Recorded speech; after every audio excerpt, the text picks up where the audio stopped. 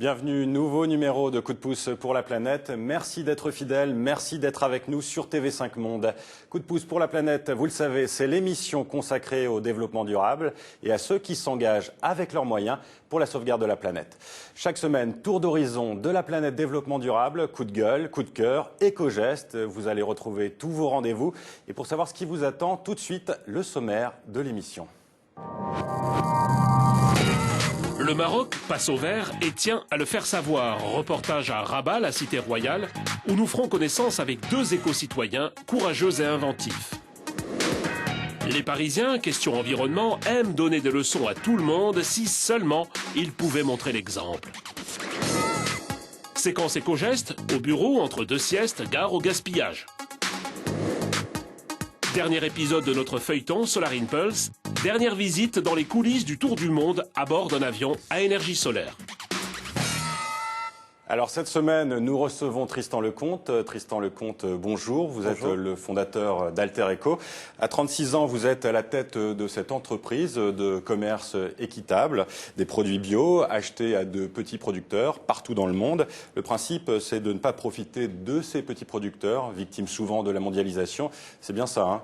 Exactement, oui. L'idée du commerce équitable, c'est d'établir un échange fondé sur le respect et sur des prix minimums, ainsi que le versement de primes de développement qui permettent à ces groupes de producteurs, souvent en coopérative, de financer des projets sociaux ou environnementaux et de réellement réinvestir dans leurs terres pour pouvoir fournir aux consommateurs des produits de qualité, alors que dans la plupart des cas, dans le commerce mondial, les prix pratiqués sont extrêmement bas et ne permettent pas à ces producteurs d'investir dans leurs champs et aussi aux consommateurs de bénéficier de produits de qualité.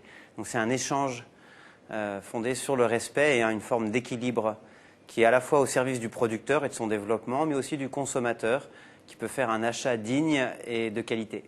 Alors Tristan Lecomte, vous avez un parcours qui est étonnant. Vous êtes diplômé d'HEC, une école de commerce française. Vous avez débuté chez L'Oréal comme cadre dynamique, jeune cadre dynamique, une perspective de Golden Boy. Et puis vous avez tout arrêté. Qu'est-ce qui s'est passé? Une révélation? Vous êtes lancé dans le commerce équitable comme ça, sans réfléchir? Quand j'étais à HEC, j'avais monté une association au Népal avec des amis et c'est ce qui m'avait le plus plu comme expérience, à la fois entrepreneuriale et utile pour le monde. Et chez L'Oréal, je n'ai pas retrouvé forcément la possibilité d'appliquer mes aspirations profondes dans mon travail. Donc j'ai quitté cette entreprise pour me lancer dans le commerce équitable en 1998, pour pouvoir mettre en adéquation mes aspirations personnelles profondes, essayer de comprendre à quoi sert ma vie, si ce n'est pour être utile, à quoi sert tout ce savoir qu'on accumule, si ce n'est pas pour aider ceux qui ont des difficultés. C'est Mohamed Younous qui dit ça et je trouve ça intéressant. Je pense que c'est une question même plus globale qu'on devrait se poser. À quoi servent toutes nos richesses si ce n'est pas pour faire un monde meilleur? Et aujourd'hui, on est dans une course à l'accumulation des richesses de plus en plus, sans vraiment comprendre quel est le sens de notre vie de tous les jours. Et je pense que c'est intéressant de se poser cette question, par exemple. Alors, votre petite entreprise, c'est un succès. On va continuer d'en parler. Mais d'abord, je voudrais vous présenter les images de la semaine, cette semaine. La première, vous allez le voir, elle est assez effrayante. Une marée noire immense au large des côtes américaines. Le 20 avril, une plateforme pétrolière explosée dans le golfe du Mexique. Le résultat, vous le voyez sur ces images. Plus de 160 000 litres de brut qui s'échappent chaque jour dans la mer. Une catastrophe écologique. Et si la fuite n'est pas colmatée, cette marée noire pourrait être une des pires de l'histoire. On continue avec plus d'espoir sur cette autre image. En Allemagne, ouverture du premier parc éolien en mer. Vous le voyez, 12 éoliennes ont été implantées en mer du Nord. Un parc expérimental qui doit couvrir les besoins électriques d'au moins 50 000 foyers. Alors, Tristan Lecomte, j'imagine que vous avez suivi l'actualité cette semaine. Et sur ces deux images, laquelle vous retenez? La deuxième, l'espoir, le fait qu'on peut changer, qu'on peut développer des formes d'énergie qui sont renouvelables. Et en particulier, ça me fait plaisir de voir ces images parce qu'il y a beaucoup de détracteurs des éoliennes qui sont en général financés par le lobby du nucléaire et qui font courir toutes sortes d'idées sur le fait que les éoliennes ne marcheraient pas, alors qu'en fait, c'est tout simplement parce que l'éolien, c'est un des moyens les moins chers aujourd'hui en termes d'énergie renouvelable de pouvoir concurrencer le nucléaire. Et donc, comme ça devient compétitif, ça commence à faire peur à certains intérêts qui font courir toutes sortes de bruits. Donc l'éolien, c'est possible même à un bon prix, et il faut encourager ces initiatives. Alors, l'autre actualité de la semaine que vous avez sans doute suivie, c'était la 40e journée mondiale de la Terre. Une journée dédiée à la défense de l'environnement. 184 pays y participaient. Le Maroc était le pays accueillant. Une bonne occasion pour le Royaume de communiquer sur ses actions pour l'environnement. Pour le moment, il faut le dire, il y a beaucoup de discours, beaucoup de promesses, mais le changement vient surtout de la société civile. Voyez le portrait de ces deux citoyens marocains qui bougent. Reportage à Rabat de Karine Henry et Guillaume Gouet.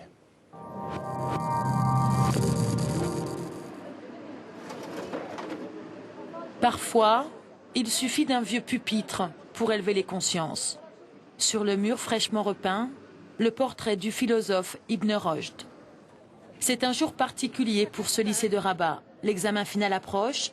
Ils se sont donné un mois pour changer d'horizon, passer du gris au vert. C'est avant ça. Le lycée, il était comme ça avant. Il était comme ça avant. La peinture et... Avant, le lycée était une immense poubelle. Les tas d'ordures ont maintenant disparu. L'endroit présente aux 2400 élèves un tout autre visage. Mustapha s'est battu pour transformer l'établissement délabré en école du développement durable. Il fallait trouver 150 000 dirhams, près de 14 000 euros. Il a financé 80% du budget. Quand on a fait ce puits-là, nous on a alimenté le puits avec des pompes pour que l'eau soit utilisable avec un système d'irrigation de goutte à goutte pour bien gestionner l'eau. Et puis, les arbres ont poussé sur le bitume, le jardin bio est sorti de terre et au milieu de la cour coule une rivière artificielle. Et grâce à ces jeunes-là, qui nous donnent l'énergie de travailler et d'être motivés dans la volonté. Filles et garçons ont travaillé côte à côte. Tous sont fiers parce que leur lycée va maintenant servir d'exemple dans tout le royaume. Le Maroc veut se faire une image verte, une priorité pour le roi Mohamed VI. Des citoyens ont décidé d'agir. Plus de 1200 associations se consacrent à l'environnement. À 20 km de Rabat, loin de la capitale bourdonnante, le vent balaie la campagne. Sur ces 3 ou 4 lopins de sable rouge, des paysans font pousser des légumes bio. Un défi là aussi réussi, cette ferme solidaire emploie une dizaine d'ouvriers. Chaque semaine, ils vendent des paniers bien remplis, déjà 140 clients, 200 autres sur liste d'attente. On pense ensemble pour faire une coopérative pour que la dimension devienne un peu large et l'impact social sur la région de Séoul devient une région nommée région bio. Habib croit pouvoir changer les mentalités. Ex-opposant au régime, il a déjà passé 23 ans dans les prisons marocaines. Désormais, il veille sur la forêt de Mahamora. Alors quand la ville de Salé a voulu implanter un centre de transfert des déchets, il a réuni 7 associations et monté un collectif. Les autorités ont plié et le projet a été suspendu. Un centre de transfert des ordures dans cet espace féerique, je pense que c'est une injure à l'environnement. La forêt n'a pas de prix et c'est ça le problème. Les associations ont découvert qu'ensemble, elles étaient plus fortes. Un peu partout au Maroc, des réseaux verts s'organisent, les prémices peut-être d'un changement durable. Alors vous-même, Tristan Lecomte, vous travaillez beaucoup avec les petits producteurs, également au Maroc. Est-ce que l'engouement vient de la société civile ou est-ce que c'est soutenu par les États, ce genre de projet ? Là, au Maroc, on travaille avec une coopérative de femmes dans le nord, dans le Rif, qui font de l'huile d'olive bio et équitable. Et c'est un projet qui a été soutenu par la Fondation du roi Mohamed VI. Dans certains pays, le gouvernement soutient, mais globalement, en général, les coopératives sont initiées par les producteurs eux-mêmes, par des leaders qui ont une vision, comme les personnes qu'on a vues dans le reportage. Et rien ne remplace un leader de terrain qui va regrouper les gens. Après, il faut qu'il y ait une dynamique participative au niveau de chacun des producteurs. Mais c'est bien de la société civile que vient le changement. Le changement ne viendra pas du politique, malheureusement. Copenhague, par exemple, a montré. Il faut pas attendre toutes les réponses du politique. Nous-mêmes, on peut agir et commencer chaque jour à donner un petit coup de pouce. Il faut aussi donc des importateurs et des distributeurs comme vous. J'ai ici sur le plateau 2 produits de votre entreprise. Alors c'est un lait noisette bio et entière qui vient donc du Pérou et également un thé de Ceylan qui vient du Sri Lanka. En fait, vous avez été le premier à donc amener ces produits dans les supermarchés en France. On le voit, ce chocolat donc vaut 2,49 €. Ce thé 2,80 €. C'est un peu cher par rapport aux autres produits qui se vendent dans les supermarchés. Et on se demande combien va finalement à ces petits producteurs. Alors le thé, c'est un très bon exemple. Sur une boîte de thé classique, vous avez 2 cents d'euros qui retournent aux producteurs quand vous l'achetez 2,80 €. Dans notre cas, vous avez 45% du prix qui retourne dans le pays d'origine. Non seulement pour le thé, il touche 27 cents, mais aussi pour la boîte, pour lequel il touche 45 cents. Et cette boîte, vous voyez, elle a été faite par les femmes des producteurs eux-mêmes. Elle est tressée avec de la feuille de palme, qui est issue de culture. Et donc, tout l'intérêt de ce produit, ce n'est pas uniquement de payer le prix juste pour le thé. On le paye 9 $ le kilo, alors que sur le marché, c'est 1,50 $. Donc, on le paye presque 5 à 6 fois plus. Et en plus, on fait faire les boîtes qui permettent d'augmenter la valeur ajoutée. J'ajoute que ce thé est entièrement conditionné au Sri Lanka, à la différence de la plupart des thés qui sont conditionnés en Europe. Donc c'est important de rapatrier le maximum de valeur ajoutée dans ces pays. Alors Tristan Lecomte, vous voyagez beaucoup, vous tenez à rencontrer vous-même vos producteurs, mais vous habitez la France. Est-ce qu'il y a des choses qui vous agacent quand vous êtes de retour à Paris? Le pessimisme ambiant, on est beaucoup trop pessimiste, on porte toujours la faute sur les autres. On est tous responsables des problèmes du développement durable et les problèmes que l'on voit à l'extérieur viennent de problèmes que l'on a à l'intérieur. Et il ne faut pas trouver la faute chez les autres, il faut d'abord la trouver chez soi. Et en France, on est assez grognon et on est souvent assez négatif. Je pense qu'il faut être positif, essayer de se dire que de toute façon, la situation est tellement catastrophique qu'on ne peut que agir et agir dès à présent pour essayer de changer le monde. Alors, vous allez le voir, Frantz Vaillant, lui, est beaucoup plus agacé par certains travers des Parisiens. Incivilité, négligence, vandalisme, c'est le coup de gueule de la semaine.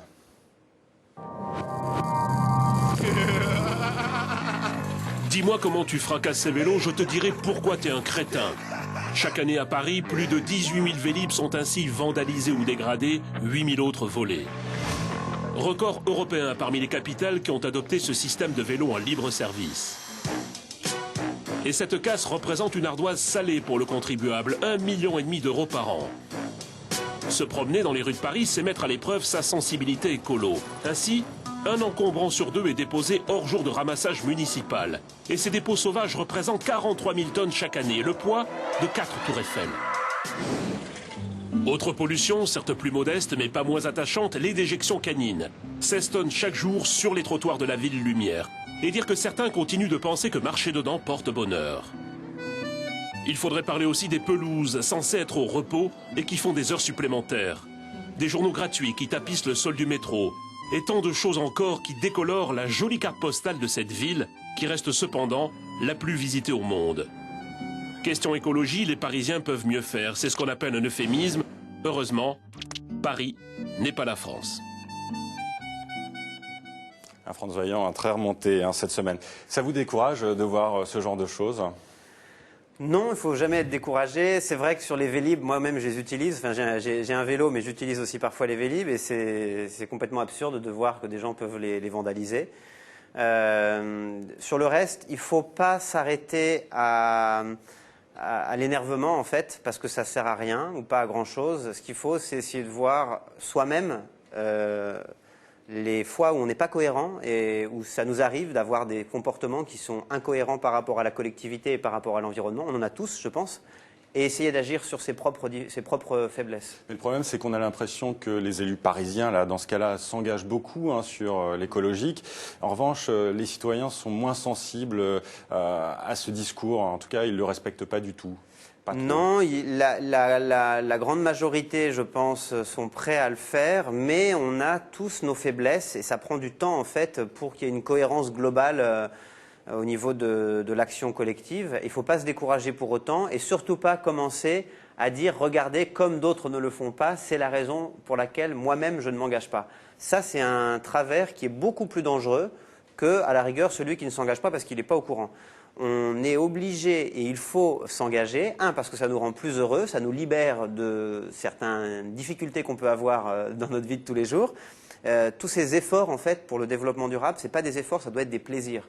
Et se rendre compte qu'on est beaucoup plus heureux en étant plus léger, par exemple en Vélib, plutôt qu'en étant bloqué dans un bouchon avec sa voiture. Bon, la transition est parfaite pour notre prochaine séquence. Changer sa manière de consommer, vivre autrement, dans le respect de l'environnement. C'est le moment justement de notre éco-geste. Cette fois, nos confrères de Télé-Québec nous expliquent comment être écolo au bureau.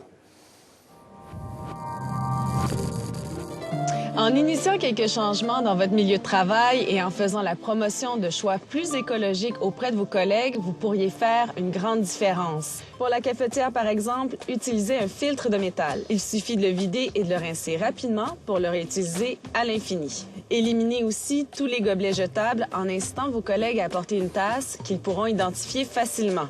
Les ustensiles en métal devraient aussi remplacer les bâtons de bois et les ustensiles de plastique. Pour réduire encore davantage les déchets, demandez à votre patron d'acheter du lait, du sucre ou du café en grande quantité plutôt qu'en doses individuelles. La différence de prix entre les deux devrait le convaincre d'essayer. Des bacs suffisamment grands et bien identifiés faciliteront aussi le recyclage des contenants alimentaires dont on se débarrasse dans la cuisine. En fait, tout ce que vous faites chez vous peut être applicable au travail. Il suffit d'user de tact et de convaincre vos collègues que tous ces petits gestes contribuent à embellir notre monde. Alors allez-y, soyez écolo au travail. Alors vous, Tristan Lecomte, est-ce que vous êtes écolo au travail? Est-ce que vous imposez certaines règles à vos employés? Alors je n'impose rien, mais on est tous bien sûr engagés. On a tous par exemple un abonnement Vélib, enfin pour tous ceux qui le souhaitent.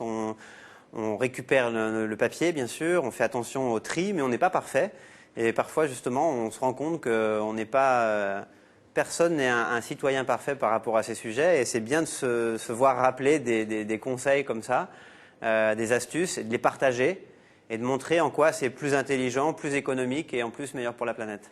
Alors, vous l'avez peut-être suivi, Tristan Lecomte, au gré de vos voyages, notre feuilleton hebdomadaire Les ailes du soleil. Depuis 3 semaines, nous suivons l'aventure Solar Impulse, où le rêve de 2 hommes, Bertrand Piccard et André Borschberg, faire le tour du monde dans un avion qui ne fonctionnerait qu'à l'énergie solaire. Reportage dans les coulisses de ce projet un peu fou. C'est le dernier épisode et c'est parti. Les rives du lac Léman. C'est là que vit André Borschberg. Depuis des années, il pratique le yoga avec sa femme. Mais avec l'aventure Solar Impulse, c'est devenu beaucoup plus sérieux. Un maître yogi est là, venu tout spécialement d'Inde pour l'entraîner, en prévision, encore une fois, du tour du monde. Cet après-midi, autour de l'avion solaire, il y a foule. Bien sûr, les barrières sont là, mais on peut approcher l'appareil, un peu. Et à chaque fois, le même mot revient. De voir en vrai, c'est vraiment impressionnant. De voir un engin de cette grandeur-là, c'est vraiment impressionnant. C'est vrai que c'est impressionnant. Ça me rappelle quand je faisais mes petits avions étant enfant. En général, impossible de voir l'avion autrement qu'à la télévision. L'inauguration du tout nouveau hangar de Payerne est forcément un succès. Élus et médias de la région sont là. André Borschberg et Bertrand Piccard jouent les autres à la perfection. Je remercie toujours quand je reçois des cadeaux. Bon, c'est l'esprit du projet. Bah oui, hein? Très bien, merci. Je vous en prie. Et ça ne s'arrête jamais. Pardon. Jacob Bourcard, oui. Qui est observateur FAI. Oui. Ah oui, tu m'en as parlé. Oui. Bonjour, monsieur. Technicien pour ce qui est record, homologation des vols et choses comme ça. D'accord. Les partenaires qui sont avec nous. En Suisse et partout dans le monde, les 2 patrons de Solar Impulse sont devenus des icônes. Les frères Wright du XXIe siècle, les nouveaux pionniers de l'aviation, version développement durable. Pour nous, le vrai succès, ce ne sera pas seulement de faire le tour du monde sans carburant à l'énergie solaire. Le vrai succès, c'est si suffisamment de millions de personnes essayent de faire la même chose dans leur vie de tous les jours. Bon après-midi. Une ambition réaliste. En tout cas, les 2 hommes y croient. Pour le moment, l'avion n'a pu voler qu'1h30. Les prochaines étapes seront donc compliquées. Un vol de nuit cet été, pour enfin commencer dans 2 ans, le premier tour du monde, dans un nouvel avion solaire. L'émotion va en grandissant, et puis elle ira en grandissant encore de manière beaucoup plus importante quand on fera le 2e avion, puis qu'on commencera à faire les vols de longue durée, ça va être pouvoir faire la traversée de l'Atlantique, New York, le Bourget, rien qu'avec l'énergie solaire, ça va être un moment extraordinaire. Le plus dur reste donc à venir. Les choses sérieuses commencent. Mais il faut bien mériter sa réputation de nouveau Lindbergh.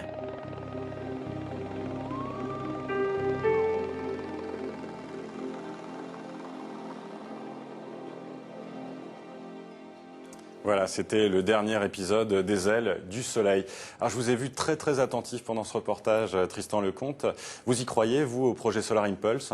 Bien sûr, on le voit, ça vole et c'est un défi fabuleux. Et c'est à nouveau un signe d'espoir et d'optimisme pour essayer de trouver une solution à la pollution que représentent les transports. Moi-même, je calcule ma trace carbone chaque année. Et les voyages en avion, c'est 95% de ma trace carbone. J'émets 60 tonnes et là-dessus, il y a 55 tonnes d'équivalent CO2 qui sont composés des voyages en avion. Donc si un jour on peut partir en avion solaire, je serai candidat. Très bien. C'est le moment de notre rubrique Coup d'œil, le monde a changé, vous allez le voir, et c'est le constat souriant du WWF Canada.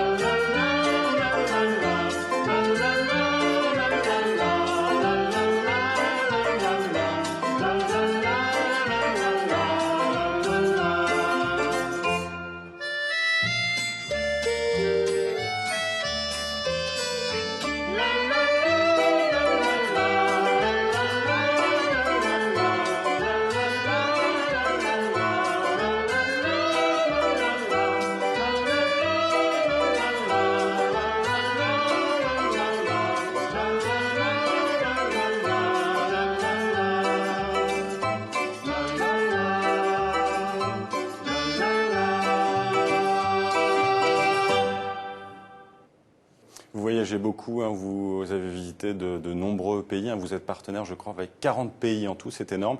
Est-ce que quand vous voyagez, quand vous allez dans tous ces pays, vous constatez des différences justement de comportement? Qu'est-ce qui vous interpelle? Moi, ce qui m'interpelle toujours, et c'est de cela dont on essaie de se nourrir au niveau d'Alter Eco, c'est les valeurs humaines des petits producteurs avec lesquels on travaille. Plus ils sont pauvres et plus ils mettent en avant les valeurs humaines de solidarité, d'humilité, de vérité, d'amour aussi, de joie, de blague, donc dans le lien social. Pour eux, le lien social et le lien avec la nature est bien plus important que le lien économique. Alors que pour nous, on est dans des sociétés omnubilées par le lien économique qui nous enferme en fait.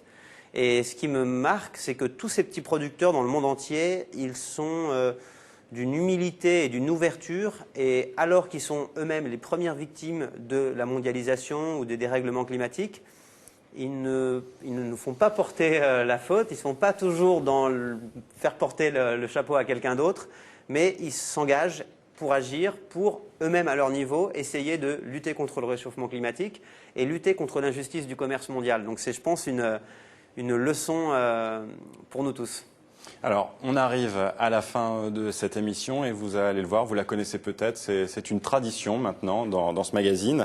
Nous vous offrons 40 secondes, rien que pour vous, 40 secondes pour nous parler de votre coup de pouce pour la planète. Allez, top chrono, c'est parti, à vous.